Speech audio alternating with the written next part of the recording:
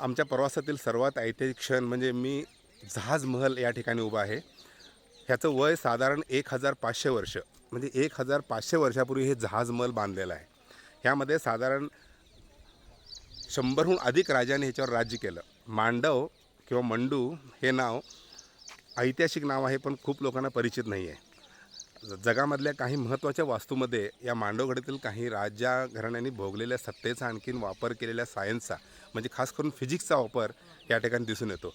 1500 वर्षापूर्वीचा स्लॅब हा यावर ठिकाणी तुम्हाला दिसतो आहे. हा हिच्यावर उभं राहिलं की चारी बाजूला तळ असल्यामुळे ह्याला जहाजासारखं रूप दिसतं, म्हणून जहाजमल असं म्हटलं जातं.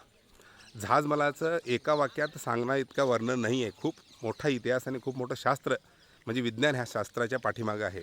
या जहाजमलच्या बाजूलाच राजा भोज यांनी टी या आकाराचं हिंडोला महल बांधलेला आहे.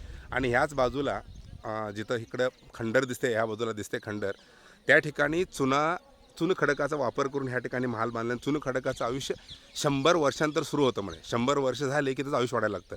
जसं की सिमेंटचं आयुष्य 100 वर्षांनी संपतं, पण चुनखडकाने बांधलेल्या वास्तूचं आयुष्य सुरू होतं ते 100 वर्षांतर, त्यामुळे हजारो वर्ष टिकतं. चुनखडकमध्ये कोळसा, चुनखडक, खडी, त्यानंतर पत्री, ज्या आपण बेलपत्र म्हणतो ती फळं, त्यानंतर रागी, त्यानंतर उडीद, अशा प्रकारचा वापर करून हे बारीक पिसलं जातं आणि यापासून ही वास्तू बनलेली आहे. खरं तर हा जो महल आहे, या महलामध्ये एक पाण्याची खूप सुंदर रचना आहे. या ठिकाणी 3-4 टाक्यातून पाणी येतं आणि पाणी आता तर वर जे एक महिला उभं राहिली दिसते, तिथून ते पाणी वर खेचून ह्या ठिकाणी येतं आणि त्यावेळी चॅनल करून याच मेन दरवाजापासून, या दरवाजापासून अशा प्रकारे पाणी या ठिकाणी येतं. जेव्हा श्रीकृष्णाला जर